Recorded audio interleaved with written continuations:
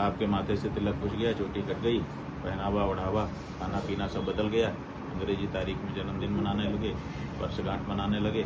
अब आपका रहा क्या हिंदुओं का?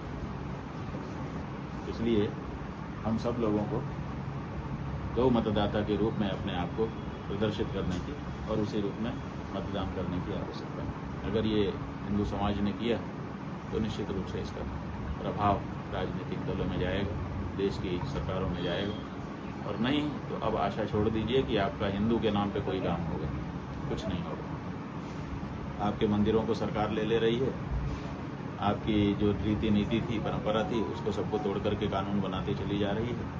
सीतापुर ज्योतिष पीठ के शंकराचार्य अभियुक्तेश्वरानंद सरस्वती ने आज के परिवेश में हिंदुओं की दशा पर अफसोस जताया है। उन्होंने कहा है कि आपके मंदिरों को सरकार ले रही है, आपकी रीति नीति और परंपरा थी उसको तोड़कर कानून बनाती चली जा रही है।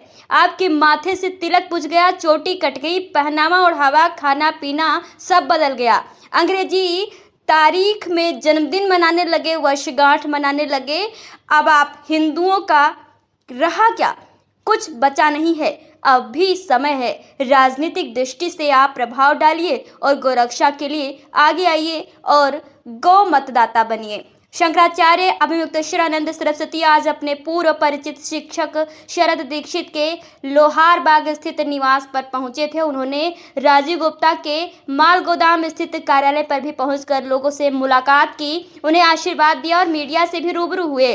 शंकराचार्य ने अफसोस जताया कि देश के गौहत्या का सिलसिला थम नहीं रहा है, बूचड़खानों की संख्या लगातार बढ़ रही है, उनके लाइसेंस में वृद्धि हो रही है, इसका निर्यात भी बढ़ रहा है। यह स्थिति हर सनातनी के लिए चिंतनीय है। हिंदू समाज जब तक राजनीतिक रूप से अपनी ताकत का एहसास नहीं कराएगा, इस स्थिति में बदलाव मुमकिन नहीं है।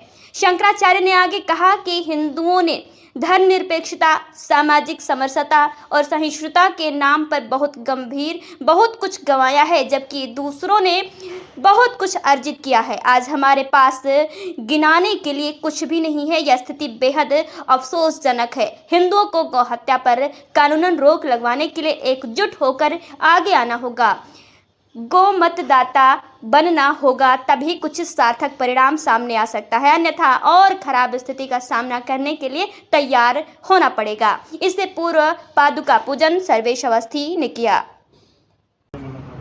अब छोटे मोटे आंदोलन सुनती ही नहीं है, इसीलिए अब अगर आपको सरकार के मन में या पार्टियों के मन में अपने मुद्दे को डालना है तो आपको उसको वोट में तब्दील करना पड़ेगा। भले 100 लोग हों, 1000 लोग हों, 2000 लोग हों, 5000 लोग, अगर वो गाय के लिए वोट करना शुरू करेंगे तो सरकारें और पार्टियां गाय के बारे में सोचना शुरू करेंगे। अन्यथा उन्होंने सोचना ही छोड़ दिया है गाय के बारे में। और लाइसेंस हर साल बढ़ते चले जा रहे हैं, जो बूचड़खाने हैं हर साल वो आधुनिक होते चले जा रहे हैं, और जो गौमांस का निर्यात है वो बढ़ता ही चला जा रहा है।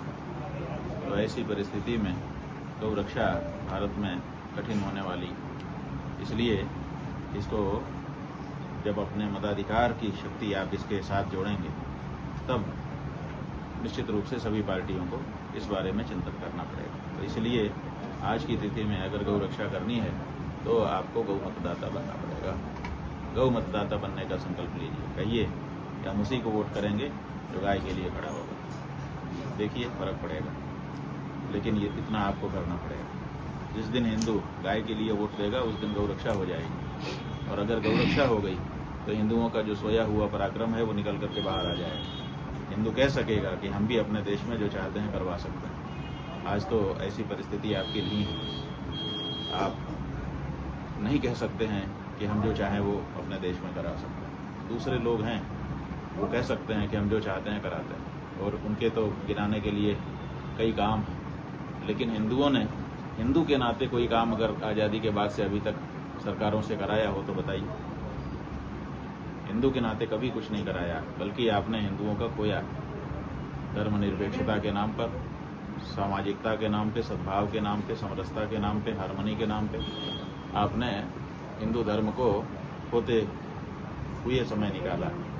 इसलिए अब हिंदुओं को अपने धर्म की दृष्टि से राजनीति में प्रभाव डालने की आवश्यकता है कि वो धार्मिक मामले को भी राजनीति से हल करवा सकते हैं, और वो गौ रक्षा से बढ़ करके कुछ नहीं है। गौ रक्षा हम में से प्रत्येक चाहता है, हर हिंदू चाहता है, और उसके पूर्वजों ने वो किया है। इसलिए हम सब लोगों को गौ मतदाता के रूप में अपने आप को प्रदर्शित करने की और उसी रूप में मतदान करने की आवश्यकता है। अगर ये हिंदू समाज ने किया तो निश्चित रूप से इसका प्रभाव राजनीतिक दलों में जाएगा, देश की सरकारों में जाएगा, और नहीं तो अब आशा छोड़ दीजिए कि आपका हिंदू के नाम पे कोई काम होगा, कुछ नहीं होगा। आपके मंदिरों को सरकार ले रही है, आपकी जो रीति नीति थी, परंपरा थी, उसको सबको तोड़ करके कानून बनाती चली जा रही है। आपके माथे से तिलक घुस गया, चोटी कट गई, पहनावा ओढ़ावा, खाना पीना सब बदल गया, अंग्रेजी तारीख में जन्मदिन मनाने लगे, वर्षगांठ मनाने लगे। अब आपका रहा क्या हिंदुओं का? कुछ बचेगा नहीं, बचा नहीं है। अभी भी समय है कि धार्मिक दृष्टि से आप राजनीति के ऊपर प्रभाव डालिए, गौ रक्षा करने के लिए आइए, गौ मतदाता बनिए। यही हमारा इस समय कहना है, बाकी तो क्या करें।